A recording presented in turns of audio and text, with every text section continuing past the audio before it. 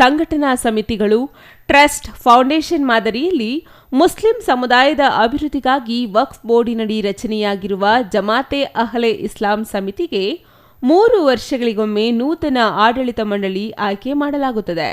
ಚಿಕ್ಕಬಳ್ಳಾಪುರ ನಗರದ ಜಮಾತೆ ಇಸ್ಲಾಂ ಸಮಿತಿಗೆ ಕಾರಣಾಂತರಗಳಿಂದ 12 ವರ್ಷಗಳಿಂದ ಚುನಾವಣೆ ನಡೆಯದೆ ಆಡಳಿತಾಧಿಕಾರಿ ವಶದಲ್ಲಿ ಅಧಿಕಾರ ಚಲಾವಣೆ ನಡೆಯುತ್ತಿತ್ತು. ಇದೀಗ ಮೇ 11ರಂದು ನೂತನ ಆಡಳಿತ ಮಂಡಳಿ ಆಯ್ಕೆಗೆ ಚುನಾವಣೆ ನಡೆಯಲಿದೆ.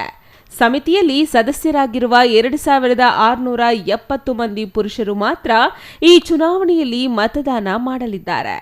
ಈ ಸಮಿತಿ ಹಲವಾರು ಅಂಗಡಿ ಮುಗ್ಗಟ್ಟುಗಳು, ಶಾದಿ ಮಹಲ್, ಶಾಲೆಗಳನ್ನು ನಡೆಸುತ್ತಿದ್ದು ಅದರ ನಿರ್ವಹಣೆ ಈ ಆಡಳಿತ ಮಂಡಳಿ ಮಾಡುತ್ತದೆ. ಹಾಗಾಗಿ ಈ ಚುನಾವಣೆಗೆ ಪ್ರಾಮುಖ್ಯತೆ ಬಂದಿದೆ.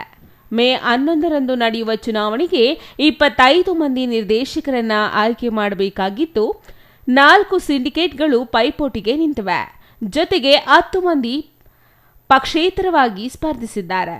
ಜಮಾತೆ ಅಹ್ಲೆ ಇಸ್ಲಾಂ ಸಮಿತಿ ಮಾಜಿ ಆಡಳಿತಾಧಿಕಾರಿ ಬಿಎಸ್ ರಫೀವುಲ್ಲಾ ನಾಯಕತ್ವದಲ್ಲಿ 1 ಸಿಂಡಿಕೇಟ್ ಸ್ಪರ್ಧೆ ಮಾಡಿದ್ದರೆ, ನಗರಸಭೆ ಸದಸ್ಯ ಎಸ್ಎಂ ರಫೀಕ್ ನೇತೃತ್ವದಲ್ಲಿ ಮತ್ತೊಂದು ತಂಡ, ಸಮಾಜ ಸೇವಕ ಎಂಎಂ ಬಾಷಾ ನೇತೃತ್ವದಲ್ಲಿ ಇನ್ನೊಂದು ತಂಡ ಸ್ಪರ್ಧೆ ಮಾಡಿದೆ. ಇನ್ನು ಆರ್ಟಿಐ ಕಾರ್ಯಕರ್ತ ಸಾದಿಕ್ ಮುಖಂಡತ್ವದಲ್ಲಿ ಮತ್ತೊಂದು ಸಿಂಡಿಕೇಟ್ ಸ್ಪರ್ಧೆ ಮಾಡಿದೆ.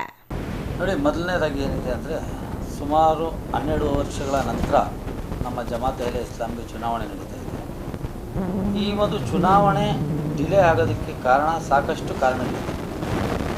ನಮ್ಮಲ್ಲಿ ಒಗ್ಗಟ್ಟಿಲ್ದಿರ ನಾವು ಆಡಳಿತ ಅಧಿಕಾರಿಗಳು ಕೊಟ್ಕೊಂಡು ಚುನಾವಣೆ ಡಿಲೇ ಆಗ್ತಾ ಬಂತು. ವಿಶೇಷವಾಗಿ ಏನಂದರೆ ಇದ್ರ ನಷ್ಟ ಅನುಭವಿಸಿದ್ದು ಯಾರು ಅಂದರೆ ಬಡ ಜನ.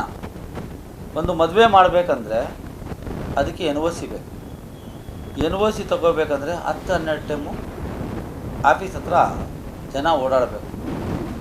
ಜನಾಂಗದ ಏನಾದರೂ ಒಂದು ತೊಂದರೆ ಬಂದರೆ, ಜನಾಂಗದ ಹೆಣ್ಮಕ್ಳು ತೊಂದರೆ ಬಂದರೆ, ಜನಾಂಗದ ಏನಾದರೂ ಬೇರೆ ತೊಂದರೆ ಬಂದರೆ, ಇದಕ್ಕೆ ಅಲ್ಲಿ ಸಮಯಕ್ಕೆ ಸರಿಯಾಗಿ ಆಡಳಿತ ಅಧಿಕಾರಿ ಇರಲ್ಲ. ಆಡಳಿತ ಅಧಿಕಾರಿ ಸಿಕ್ಕಿಲ್ಲ ಅಂದರೆ ಅಲ್ಲಿರೋ ಸ್ಟಾಫು ಸರಿಯಾಗಿ ಕೆಲಸ ಮಾಡಲ್ಲ. ಹಾಗಾಗಿ ಜನ ಜಾಸ್ತಿ ತೊಂದರೆ ಅನುಭವಿಸಿದ್ರು. ಈಗ 12 ವರ್ಷಗಳ ನಂತರ ಚುನಾವಣೆ ಬಂದಿದೆ. ಚುನಾವಣೆಗೆ 4 ಟೀಮ್ ಇದೆ. ಒಂದು ಟೀಮ್ಗೆ 25 ಜನ, 4 ಟೀಮ್ ಮಾಡಿದ್ದಾರೆ. ಅದರಲ್ಲೂ ನಮ್ಮದು ಕೂಡ ಒಂದು ಟೀಮ್ ಇದೆ. ನಮ್ಮ ಗುರುತು ಹೆಲಿಕಾಪ್ಟರ್ ಗುರುತು. ನಾನು ಜನಗಳಿಗೆ ಹೇಳೋದು ಒಂದೇ, ಜನ ತೀರ್ಮಾನಕ್ಕೆ ನಾವು ಬದ್ಧ. ನಿಮ್ಮ ಮತ ನೀವು ಆಯ್ಕೆ ಮಾಡಿ. ಯಾಕೆ ಅಂದರೆ ಜನ ಯಾರು ಕೆಲಸ ಮಾಡ್ತಾರೆ, ಜನಾಂಗದ ಪರ ಏನಿದೆ ಅಂತ ಸಾಕಷ್ಟು ಸಮಸ್ಯೆಗಳಿದೆ. ನೋಡಿ, ಸರ್ಕಾರ ಆದೇಶ ಮಾಡಿದೆ, ನಮ್ಮ ವಕ್ಫ್ ಮಂತ್ರಿ ಆದೇಶ ಮಾಡಿದ್ದಾರೆ, ನಮ್ಮ ಜನಾಂಗಕ್ಕಿರೋದು ಯಾವುದ್ಯಾವ ಶಾದಿ ಮಹಲ್ ಇದೆ ಆ ಶಾದಿ ಮಹಲ್ 5,000 ರೂಪಾಯಿ ಕೊಡಬೇಕು ಅಂತೇಳ್ಬಿಟ್ಟು. ಆದರೆ ಈಗಿರೋ ಒಂದು ಆಡಳಿತಾಧಿಕಾರಿ 18,000 ತಗೊಳ್ತಾ ಇದ್ದಾರೆ. ಬಡ ಜನರು ನಮ್ಮ ಜನಾಂಗಕ್ಕೋಸ್ಕರ ಮಾಡಿರೋ ಒಂದು ಸಂಸ್ಥೆ ಇದೆ. ಈ ಸಂಸ್ಥೆಯಲ್ಲಿ ಪ್ರತಿ ಬಡ್ಜೆಟ್ನಲ್ಲಿ 30% ಜನಾಂಗಕ್ಕೆ ಖರ್ಚು ಮಾಡಬೇಕು ಅಂತಿದೆ. 10% ಚಾರಿಟಿಗೆ, ಅಂದರೆ ಏನು ಹಾಸ್ಪಿಟ್ಲು ಅದು ಇದಕ್ಕೆ, ಒಂದು 10% ಜನಗಳ ವಿದ್ಯಾಭ್ಯಾಸಕ್ಕೆ, ಒಂದು 10% ಬಡ ಜನರಿಗೆ ಬೇಕಾಗಿರೋ ಒಂದು ಕೆಲಸಗಳು ಮಾಡೋದಕ್ಕೋಸ್ಕರ ರಿಸರ್ವ್ ಇಡಬೇಕು ಅಂತ ನಮ್ಮ ಬಡ್ಜೆಟಲ್ಲಿದೆ. ಆದರೆ ಇದೇನು ಕೂಡ ಆಗ್ತಾಯಿಲ್ಲ. ಯಾಕೆ ಆಗ್ತಾಯಿಲ್ಲ ಅಂದರೆ ಅಲ್ಲಿ ನಡೆಸುವಂಥ ಒಂದು ಜಮಾತಿಲ್ಲ. ಆಡಳಿತಾಧಿಕಾರಿ ಏಕಾಏಕಿ ಅವ್ರು ತೀರ್ಮಾನ ಮಾಡೋಕ್ಕೆ. ಇವರ 4 ಸಿಂಡಿಕೇಟ್ ಜೊತೆಗೆ 10 ಮಂದಿ ಪಕ್ಷೇತರ ಅಭ್ಯರ್ಥಿಗಳಾಗಿ ಸ್ಪರ್ಧೆ ಮಾಡಿದ್ದಾರೆ. 110 ಅಭ್ಯರ್ಥಿಗಳಲ್ಲಿ ನಗರಸಭಾ ಸದಸ್ಯರು, ರಾಷ್ಟ್ರೀಯ ಪಕ್ಷದ ನಾಯಕರು, ವ್ಯಾಪಾರಿಗಳು, ಪತ್ರಕರ್ತರು ಅಭ್ಯರ್ಥಿಗಳಾಗಿ ಸ್ಪರ್ಧೆ ಮಾಡಿರುವುದು ವಿಶೇಷವಾಗಿದೆ.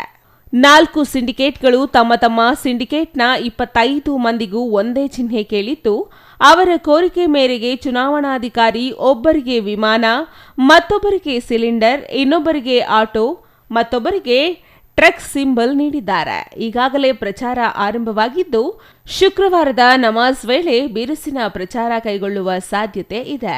ಮೇ 11ರಂದು ಚಿಕ್ಕಬಳ್ಳಾಪುರ ನಗರದ ಜೂನಿಯರ್ ಕಾಲೇಜು ಕಟ್ಟಡದಲ್ಲಿ ಬೆಳಗ್ಗೆ 8 ಗಂಟೆಯಿಂದ ಮಧ್ಯಾಹ್ನ 3 ಗಂಟೆಯವರೆಗೂ ಮತದಾನ ನಡೆಯಲಿದ್ದು, ಅಂದೇ ಫಲಿತಾಂಶವೂ ಕೂಡ ಘೋಷಣೆ ಆಗಲಿದೆ. Ambareesh N, CTV news, Chikkaballapur.